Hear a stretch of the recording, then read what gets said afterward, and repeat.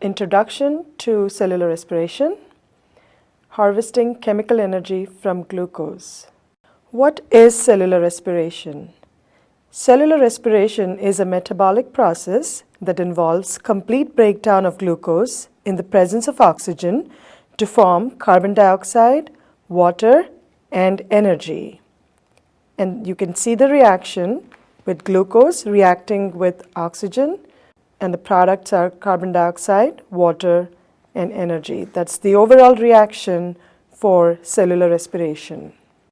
What is the form of energy that is present in glucose? Glucose contains chemical or potential, or in other words, stored energy because of its structure. Cells harvest chemical energy and use it to synthesize ATP, which is the form of energy the cells can use. So where in glucose is the energy stored? This energy is stored in the covalent bonds that form the glucose molecule. So look at the structure of glucose. You see a linear structure of glucose, and you see the structure in a ring form.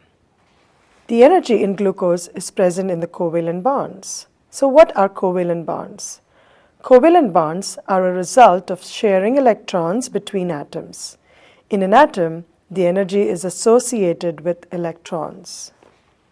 The process of cellular respiration extracts energy from glucose by removing hydrogen or electrons. Once the energy from the electrons is extracted, the electrons and hydrogen, in other words H+ ions, are added to oxygen to form water.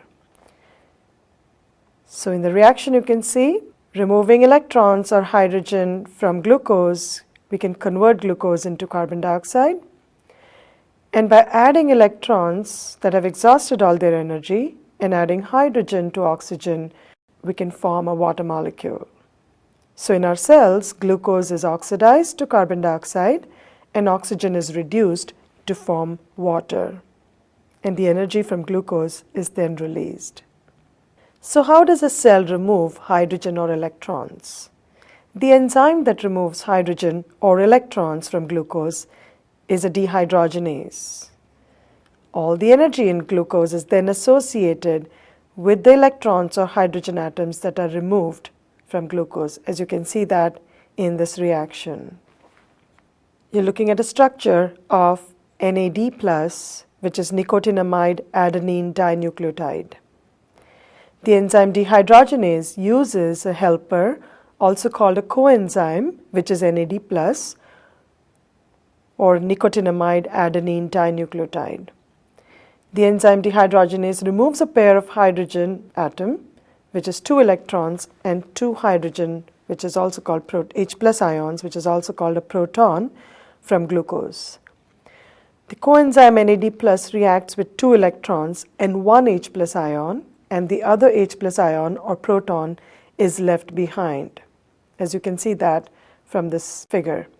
NAD+ reacts with 2 electrons and 1 H+ ion, forming NADH, and the other H+ ion or proton is left behind. Each NADH molecule now has the potential energy as it carries the electrons from glucose. NADH then transfers the electrons to the electron transport chain. The energy from electrons is extracted by the electron transport chain. In short, it is also called ETC. Electron transport chain is located on the inner membrane of mitochondria and is made of proteins that can accept and donate electrons. The energy from electrons is extracted in a stepwise manner, as you can see in this figure. So once glucose is completely oxidized, in other words, energy and electrons are removed from glucose, the energy from glucose is then present in NADH molecule. NADH then transfers its electrons to the electron transport chain. The electron transport chain is capable of using the energy from electrons to synthesize ATP. The electrons that come down the electron transport chain after they have exhausted all their energy then combine with H+ ions and oxygen to form water. So electrons or energy flows from glucose to NADH and then to the electron transport chain.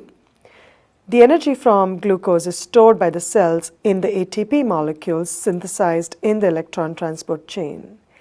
Cells also synthesize ATP, a different process called substrate level phosphorylation, which you will study later. This concludes the introduction to cellular respiration.